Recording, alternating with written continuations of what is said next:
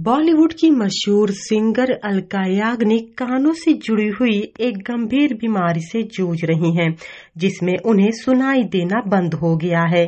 उन्होंने social media पर खुद एक पोस्ट करके इसकी जानकारी दी है।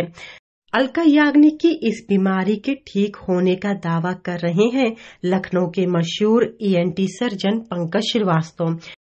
जी नमस्कार, मैं डॉक्टर पंकज श्रीवास्तव लखनऊ से ईएनटी सर्जन हूँ।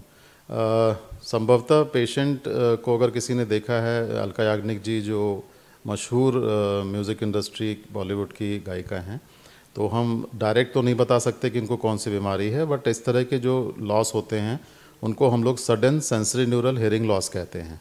और इनका जो कारण होता है वो कई बार ऑटो इम्यून होता है, कुछ छोटी सी ब्लड सप्लाई कान की नस को चली जाए, जिसको सिंपल भाषा में हम लोग पैरालिसिस कह सकते हैं कान के नस की, और इसको हम लोग अपनी भाषा में sudden sensory neural hearing loss कहते हैं।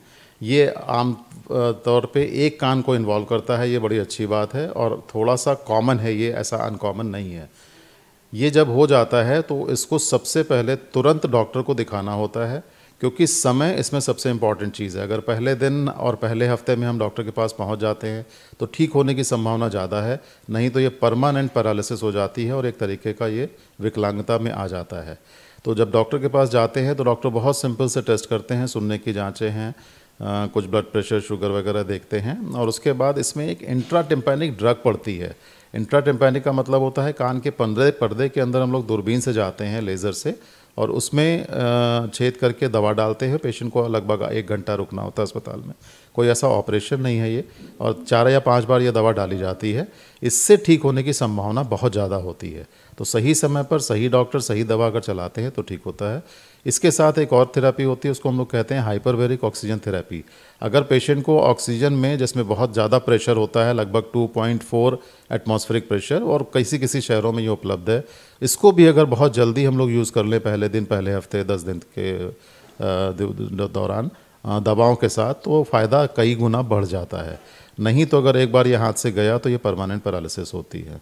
दूसरी बात जो आपने कही बिल्कुल सही है, जो तेज़ म्यूज़िक आजकल का ट्रेंड है, लोग सुनते हैं, खासकर जो ईयरफोन से सुनते हैं, इस तरह का लॉस जो है वो कई बार दोनों कान को इन्वॉल्व करता है।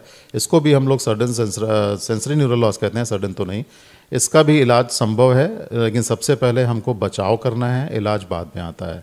तो यकीनन अलका याग्निक मशहूर सिंगर अगर अपनी इस बीमारी में हाइपरबैरिक ऑक्सीजन थेरेपी लेती हैं तो उन्हें इस बीमारी में काफी हद तक राहत मिल सकती है और उनका हेयरिंग लॉस भी काफी हद तक कम हो सकता है।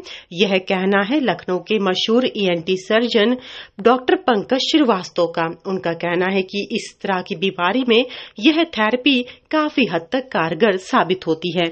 लखनऊ से अंजलि सिंह राजपूत की रिपोर्ट, लोकल 18।